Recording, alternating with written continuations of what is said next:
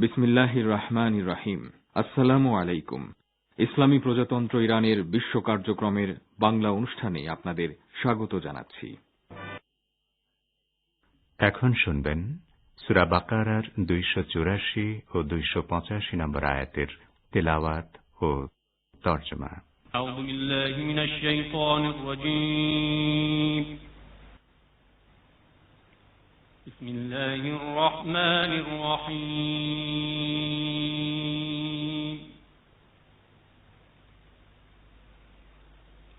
লিল্লাহি মা ফিস সামাওয়াতি ওয়া মা ফিল আরদ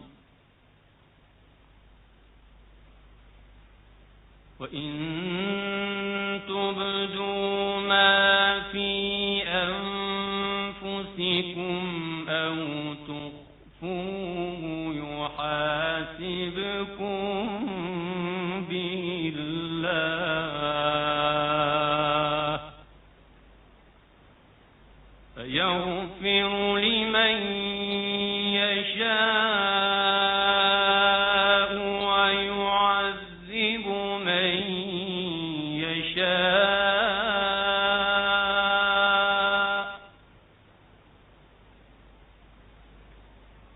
ওয়াল্লাহু আলা কুল্লি শাইইন কাদির।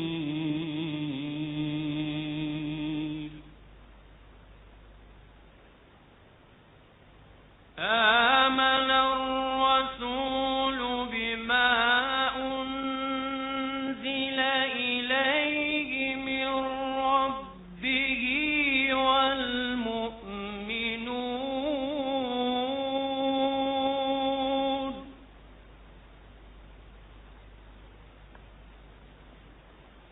কুল্লুন আমানা বিল্লাহি ওয়া মালাইকাতিহি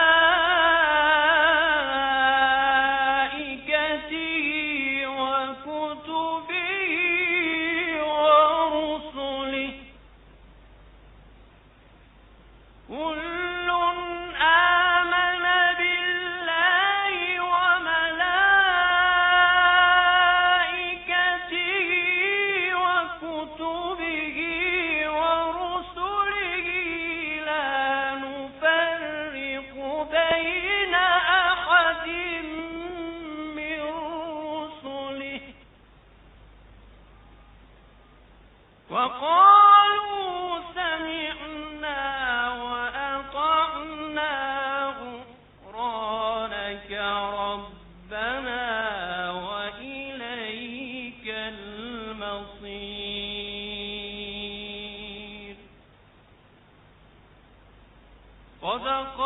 সাদাকাল্লাহুল আলিয়্যুল আযীম। বিসমিল্লাহির রহমানির রহিম। যা কিছু আকাশ মণ্ডলীতে রয়েছে আর যা কিছু পৃথিবীতে আছে সবই আল্লাহর। তোমরা তোমাদের মনের কথা প্রকাশ করো বা নাই করো, আল্লাহ তোমাদের কাছ থেকে তার হিসাব নেবেন। তারপর যাকে ইচ্ছা তিনি ক্ষমা করবেন এবং যাকে ইচ্ছা শাস্তি দেবেন। আল্লাহ সকল বিষয়ে সর্বশক্তিমান। রাসূল বিশ্বাস রাখেন সেই সব বিষয় সম্পর্কে যা তাঁর পালনকর্তার পক্ষ থেকে তাঁর কাছে অবতীর্ণ হয়েছে, এবং মুসলমানরাও বিশ্বাস রাখে আল্লাহর প্রতি, তাঁর ফেরেশতাদের প্রতি, তার গ্রন্থসমূহের প্রতি এবং তাঁর পয়গম্বরদের প্রতি। তারা বলে, আমরা তাঁর পয়গম্বরদের মধ্যে কোনো তারতম্য করি না। তারা বলে, আমরা শুনেছি এবং কবুল করেছি। আমরা তোমার ক্ষমা চাই, হে আমাদের পালনকর্তা। তোমারই দিকে প্রত্যাবর্তন করতে হবে। সাদাকাল্লাহুল আলিয়্যুল আযীম। শ্রোতা বন্ধুরা, অর্থসহ পবিত্র কোরআনের তেলাওয়াত শুনলেন। আজ সোমবার 8 নভেম্বর, 23 কার্তিক এবং ফার্সি 17 অবন। রেডিও তেহরানের সান্ধ্য অধিবেশনের বাংলা অনুষ্ঠানে আপনাদের সবাইকে স্বাগত জানাচ্ছি। আমি বাবুল আখতার। এই অনুষ্ঠান প্রচারিত হচ্ছে বাংলাদেশ ও ভারতের শর্টওয়েভ 31 মিটার ব্যান্ডে 9620 কিলোহার্টজে এবং সৌদি আরবে শর্টওয়েভ 31 মিটার ব্যান্ডে 9870 কিলোহার্টজে। ইন্টারনেটে আমাদের অনুষ্ঠান শোনার ঠিকানা parstoday.com/bn। এবার আজকের অনুষ্ঠান সূচি জানিয়ে দিচ্ছি। শুরুতেই থাকছে বিশ্ব সংবাদ। এতে থাকবে ঢাকা ও কলকাতা থেকে আমাদের সংবাদদাতাদের পাঠানো দুটি রিপোর্ট। এরপর সংবাদ ভাষ্যের অনুষ্ঠান দৃষ্টিপাতে রয়েছে ইরানে জুলফিকার 1400 শীর্ষক সামরিক মহড়ার বার্তা এবং গুরুত্ব সম্পর্কে আমাদের ভাষ্যকারের একটি পর্যালোচনা। এছাড়া বাংলাদেশে তেলের মূল্য এবং বাস ভাড়া বৃদ্ধিতে বিভিন্ন মহলের মিশ্র প্রতিক্রিয়া এবং প্রতিবাদ কর্মসূচি নিয়ে ঢাকা থেকে আমাদের প্রতিনিধি আব্দুর রহমান খানের একটি প্রতিবেদন। দৃষ্টিপাতের পর থাকবে শ্রোতাদের চিঠিপত্রের আসর প্রিয়জন।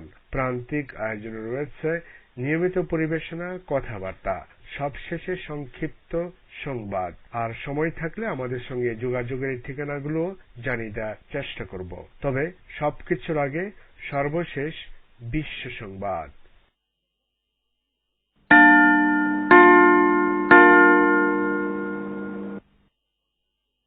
রেডিও তেহরান বিশ্ব সংবাদ।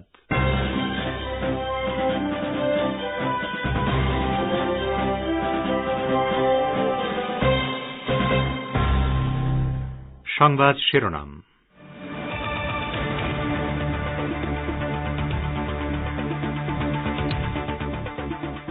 দেশের জন্য যে কোনো অপমানজনক আচরণের দাঁত ভাঙা জবাব দেওয়া হবে, ইরানি নৌবাহিনী প্রধানের হুঁশিয়ারি।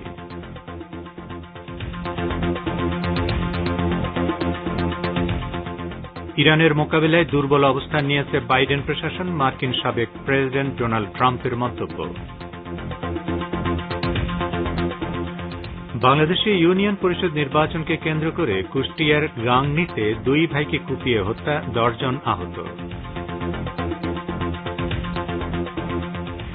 এবং ভারতের ছত্তিশগড়ে সহকর্মীর এলোপাথাড়ি গুলিবর্ষণে আধা সামরিক বাহিনী সিআরপিএফের 4 জওয়ান নিহত।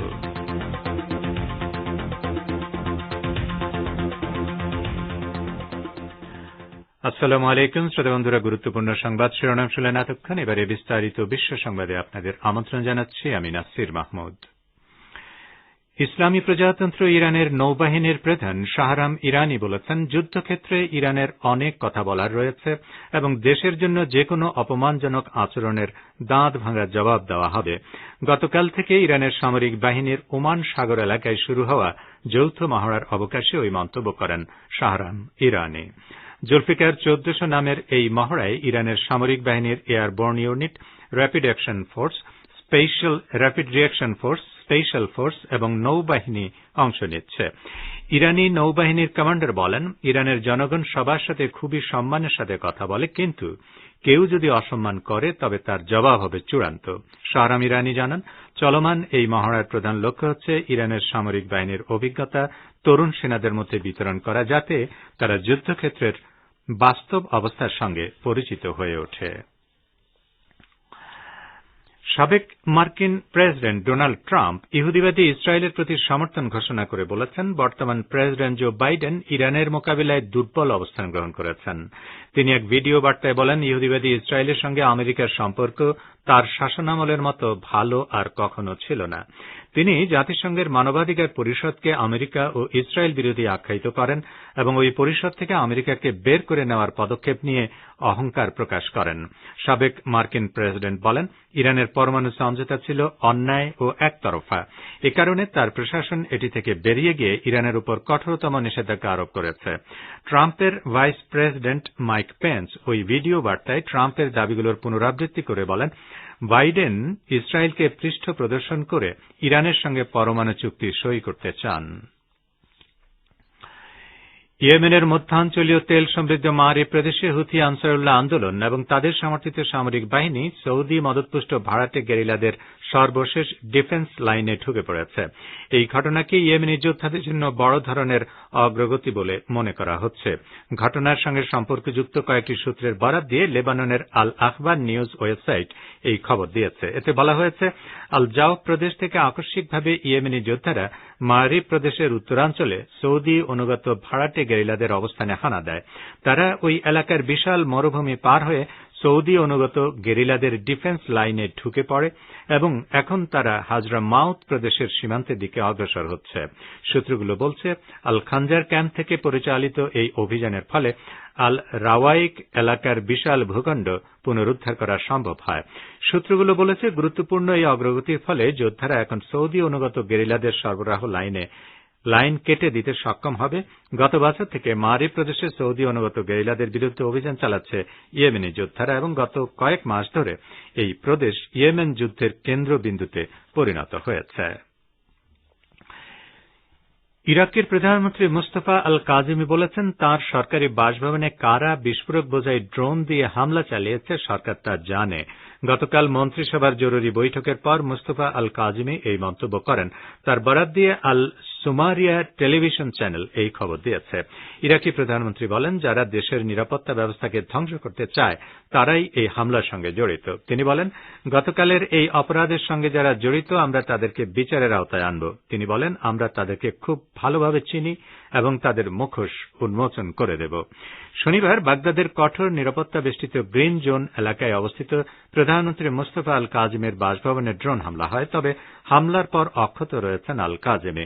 এই ঘটনার পর প্রধানমন্ত্রী জরুরি ভিত্তিতে মন্ত্রিসভার বৈঠক ডাকেন। পাশাপাশি ইরাকের সামরিক কর্মকর্তাদের সঙ্গে তিনি বৈঠক করেন। বিভিন্ন খবরে বলা হচ্ছে, রাজধানী বাগদাদের নিরাপত্তা জোরদার করার জন্য তিনি কর্মকর্তাদের নির্দেশ দিয়েছেন। আপনারা বিশ্ব সংবাদ শুনছেন রেডিও তেহরান থেকে শর্টওয়েভ 25 ও 31 মিটার ব্যান্ডে আর বিশ্বজুড়ে ইন্টারনেট ও স্যাটেলাইটে। বাংলাদেশে ইউনিয়ন পরিষদ নির্বাচনকে কেন্দ্র করে কুষ্টিয়ার গাংনীতে আপন দুই ভাইকে কুপিয়ে হত্যা করেছে প্রতিপক্ষ। এ সময় ইউনিয়ন পরিষদ সদস্য সহ দুপক্ষের অন্তত 10 জন আহত হন। ঢাকা থেকে আমাদের বিশেষ প্রতিনিধির রিপোর্ট। ইউনিয়ন পরিষদ নির্বাচনকে কেন্দ্র করে সহিংসতায় কুষ্টিয়ার গাংনীতে আপন দুই ভাইকে কুপিয়ে হত্যা করেছে প্রতিপক্ষরা। এ সময় ইউনিয়ন পরিষদ সদস্য সহ উভয় পক্ষের অন্তত 10 জন আহত হয়েছেন। আজ সোমবার সকাল 10টায় গাংনী উপজেলার কাথুলি ইউনিয়নের লক্ষ্মীনারায়ণপুর ধলা গ্রামে এই ঘটনা ঘটে।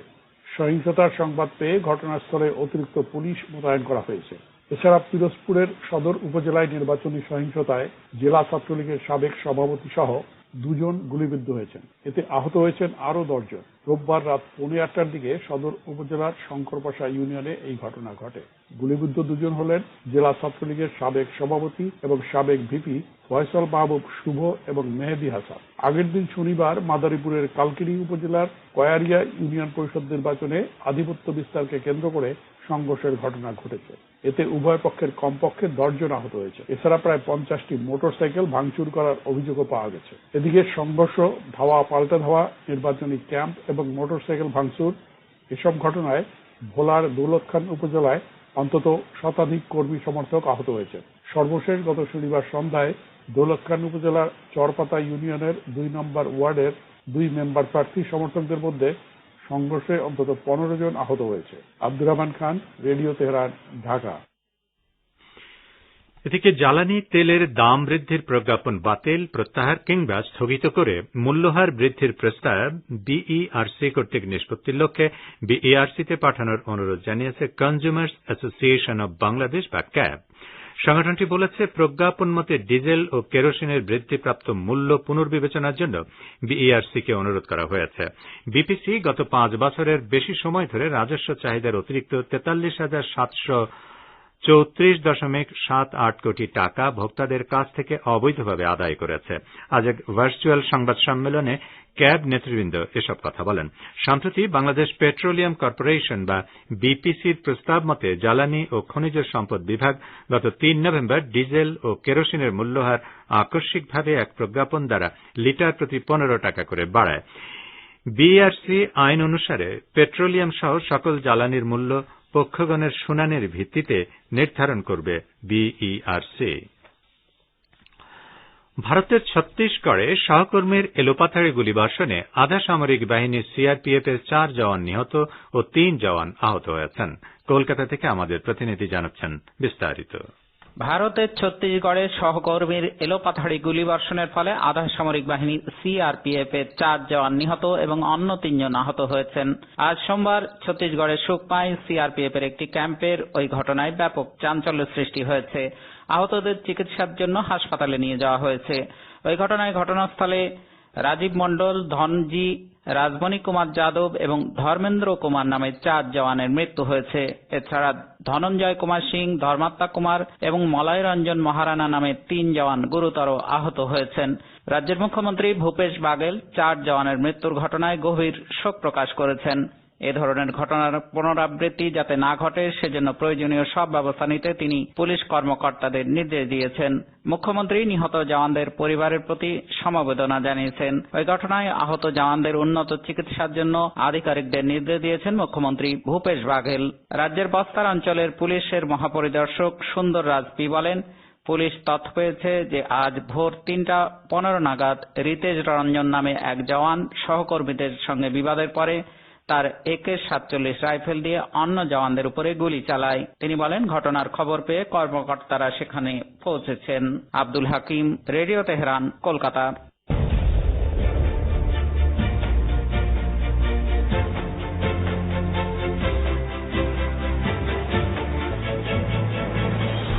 রেডিও তেহরান, খবরের সঙ্গে 24 ঘন্টা। ভিজিট করুন আমাদের ওয়েবপেজ farstoday.com/bn।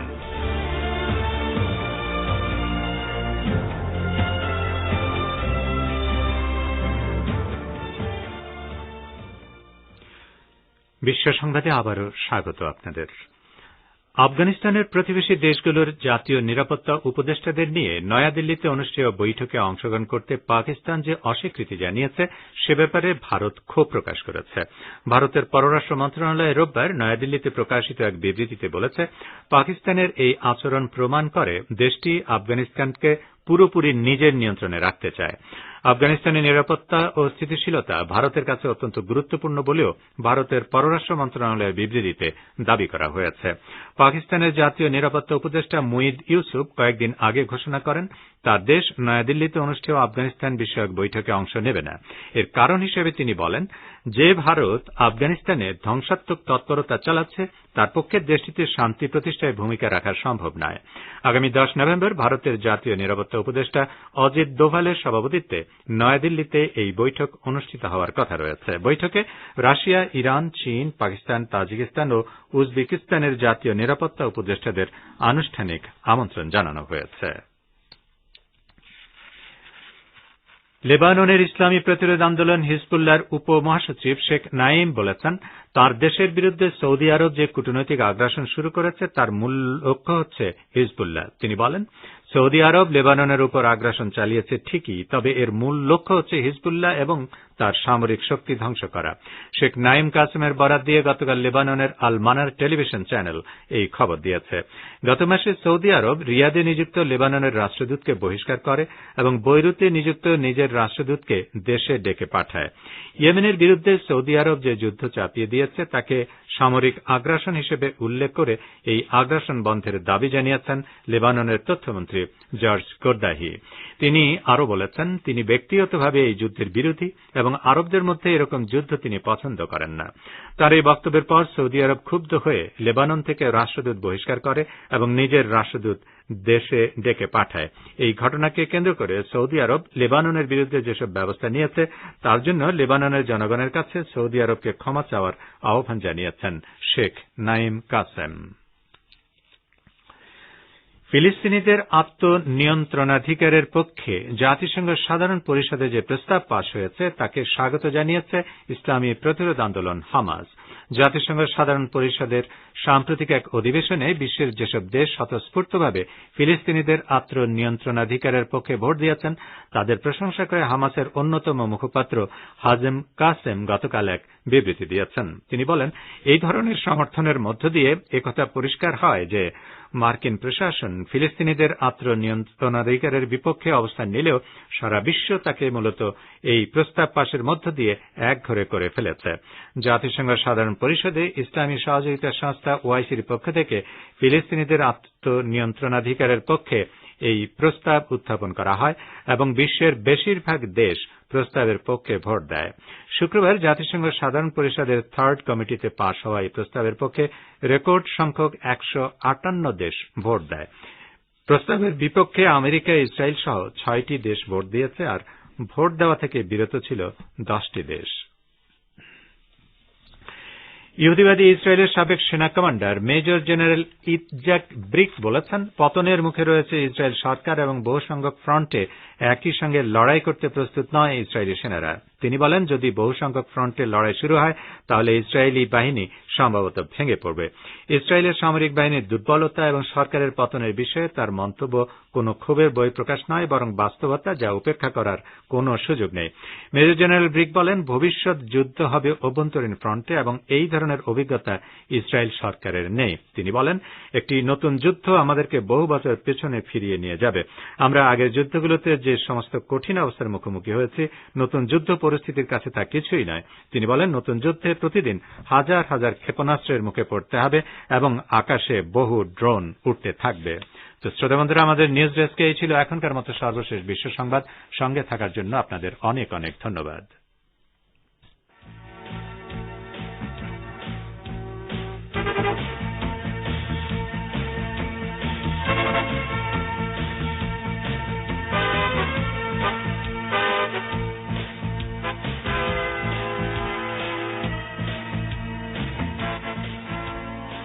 বিশ্ব সংবাদ শুনলেন রেডিও তেহরান থেকে। শ্রোতা বন্ধুরা, এবারে আমন্ত্রণ জানাচ্ছি সংবাদ ভাষ্যের অনুষ্ঠান দৃষ্টিপাতে। ইরানের সশস্ত্র বাহিনীগুলোর এক গুরুত্বপূর্ণ সামরিক মহড়া শুরু হয়েছে গতকাল। জুলফিকার 1400 নামের এই মহড়ার উদ্দেশ্য ও সাফল্যের বিষয়ে আজকে দৃষ্টিপাতে প্রথমে রয়েছে আমাদের ভাষ্যকারের একটি প্রতিবেদন। শুনুন এখন। পবিত্র নাম হে রাসূলুল্লাহ সাল্লাল্লাহু আলাইহি ওয়া আলিহি ওয়াসাল্লাম বলে ইসলামী প্রজাতন্ত্র ইরানের সশস্ত্র বাহিনীগুলোর যৌথ মহড়া জুলফিকার 1400 শুরু হয়েছে গতকাল রোববার থেকে। এই মহড়ায় অংশ নিচ্ছে অত্যাধুনিক অস্ত্রে সজ্জিত বাহিনীর সাঁজোয়া ইউনিট, পদাতিক ইউনিট, বিমান ও ক্ষেপণাস্ত্র বিধ্বংসী নানা সিস্টেম সহ বিমান বাহিনীর আকাশ প্রতিরক্ষার নানা ইউনিট, নৌবাহিনীর ভাসমান এবং ডুবোজাহাজ জাতীয় নানা ধরনের জাহাজ। আর এইসব ইউনিটই ওমান সাগর সংলগ্ন মাকরান উপকূলে মহড়া চালাচ্ছে জঙ্গি বিমান ও ড্রোনগুলোর ছত্রছায়ায়। ইরানের সশস্ত্র বাহিনীর মুখপাত্র ব্রিগেডিয়ার তাকি খানি বলেছেন, তার দেশের সশস্ত্র বাহিনীগুলোকে সবসময় প্রতিরক্ষা ও যুদ্ধের জন্য প্রস্তুত রাখা, বাহিনীগুলোর মধ্যে সমন্বয় বৃদ্ধি এবং প্রতিরক্ষা ক্ষমতা বাড়ানোই এই মহড়ার কয়েকটি মূল উদ্দেশ্য। 10 লাখ বর্গ কিলোমিটার অঞ্চল জুড়ে চলমান এই মহড়ায় ইলেকট্রনিক যুদ্ধের নানা সক্ষমতার অনুশীলন এবং ইরানের তৈরি নানা ধরনের স্মার্ট সমরাস্ত্র ব্যবহার বিশেষভাবে গুরুত্ব পেয়েছে। ইরান শত্রুদের যে কোনো হুমকির মোকাবিলায় যে কঠোর জবাব দেওয়ার ক্ষমতা রাখে তা তুলে ধরাও এই মহড়ার অন্যতম উদ্দেশ্য। আর ওমান সাগর সংলগ্ন মাকরান উপকূলে এই মহড়া চালানো থেকেই এই অঞ্চলের নিরাপত্তারও বিশেষ কৌশলগত গুরুত্ব ফুটে উঠেছে। জুলফিকার 1400 শীর্ষক মহড়ার আরেকটি বড় দিক হল এতে উন্নত মানের নানা ধরনের ড্রোন ও আকাশ প্রতিরক্ষার নানা সিস্টেমের ব্যবহার। ইরানি নৌবাহিনীর সিমোর নামের ড্রোন এই মহড়ায় ভাসমান লক্ষ্যবস্তুর উপর নানা ধরনের স্মার্ট বোমা ও নিখুঁত ক্ষেপণাস্ত্র নিক্ষেপের সফল অনুশীলন চালিয়েছে। এছাড়াও গোয়েন্দা ড্রোনগুলোর সফল অনুশীলনও লক্ষণীয়।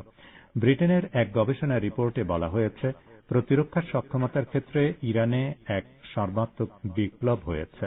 ইরানের পাল্টা আঘাত হানার ক্ষমতা এতই ব্যাপক ও শক্তিশালী যে শত্রুরা ইসলামী এই দেশটির উপর হামলা চালানোর আগে অনেক ভাবনা চিন্তা করতে বাধ্য বলে পশ্চিমা সামরিক বিশেষজ্ঞরা বলে আসছেন।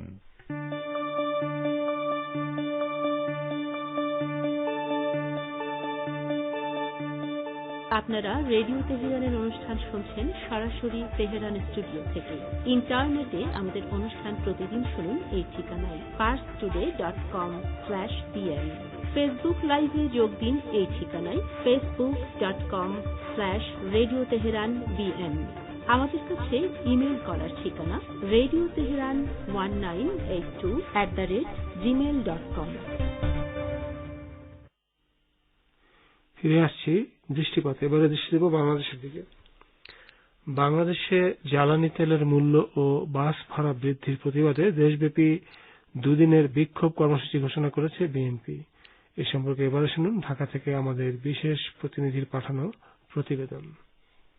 জ্বালানি তেলের মূল্য ও বাস ভাড়া বৃদ্ধির প্রতিবাদে দেশব্যাপী দুদিনের বিক্ষোভ কর্মসূচি ঘোষণা করেছে বিএনপি। আগামী 10 এবং 12 নভেম্বর এই কর্মসূচি পালন করবে দলটি। আজ সোমবার রাজধানীর জাতীয় প্রেস ক্লাবের সামনে ঢাকা মহানগর উত্তর ও দক্ষিণ বিএনপির আয়োজিত মানববন্ধন থেকে দলটির মহাসচিব মির্জা ফখরুল ইসলাম আলমগীর এই কর্মসূচি ঘোষণা করেন। আগামী 10 তারিখে দেশের মহানগরগুলোতে এবং 12 তারিখে সমস্ত জেলা সদরগুলোতে এই জ্বালানি তেল ও নিত্য প্রয়োজনীয় দ্রব্যের বিরুদ্ধে প্রতিবাদ সমাবেশ অনুষ্ঠিত হবে। এদিকে তেলের মূল্য বৃদ্ধির অজুহাতে গণপরিবহনের ভাড়া বাড়ানোর প্রতিবাদে বাম গণতান্ত্রিক জোটের বিদ্যুৎ, জ্বালানি ও খনিজ সম্পদ মন্ত্রণালয় ঘেরাও কর্মসূচিতে বাধা দিয়েছে পুলিশ। বাম গণতান্ত্রিক জোট আজ সোমবার দুপুর 12টার দিকে জাতীয় প্রেস ক্লাবের সামনে থেকে বিক্ষোভ মিছিল বের করে। এরপর তা পল্টন হয়ে 0 পয়েন্ট দিয়ে সচিবালয়ের সামনে যেতে চাইলে সেখানেই বাধা দেয় পুলিশ। পরে জিপিওর মোড়ে প্রায় আধা ঘন্টা অবস্থান করে বিক্ষোভকারীরা। সেখানে সংক্ষিপ্ত সমাবেশ করেন বাম গণতান্ত্রিক জোটের নেতারা। এ সময় বক্তারা হুঁশিয়ারি দেন, জ্বালানি তেলের দাম বৃদ্ধি ও গণপরিবহনের ভাড়া প্রত্যাহার করা না হলে কঠোর কর্মসূচি দেওয়া হবে। তবে সরকারের সড়ক পরিবহন ও সেতুমন্ত্রী এবং আওয়ামী লীগের সাধারণ সম্পাদক ওবায়দুল কাদের বলেছেন, ডিজেলের মূল্যবৃদ্ধির কারণে বাস ভাড়া বাড়াতে হয়েছে। বর্ধিত হয়ে বাড়া জনজীবনে বিশেষ করে নিম্ন মধ্যবিত্ত সাধারণ মানুষের উপর চাপ ফেলবে।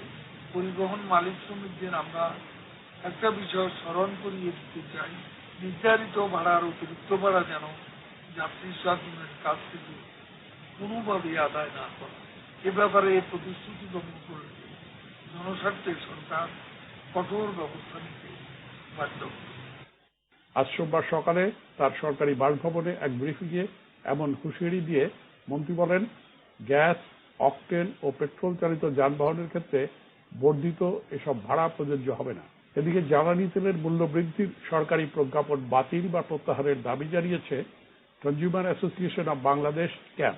একই সঙ্গে তেলের দাম বাড়ানোর কারণে পরিবহন ভাড়া বাড়ানোর সিদ্ধান্ত বাতিল করার দাবি জানিয়েছে ভোক্তা অধিকার নিয়ে কাজ করা এই সংগঠনটি। জ্বালানি তেলের মূল্য বৃদ্ধির প্রতিবাদে আজ সোমবার ক্যাব আয়োজিত এক অনলাইন সংবাদ সম্মেলনে এসব দাবি জানানো হয়। Abdur Rahman Khan, radio Tehran, Dhaka. প্রতিবেদনটি শুনলেন, আর এরই সময় শেষ হল সংবাদ ভাষ্যের অনুষ্ঠান দৃষ্টিপাত। এবারে রয়েছে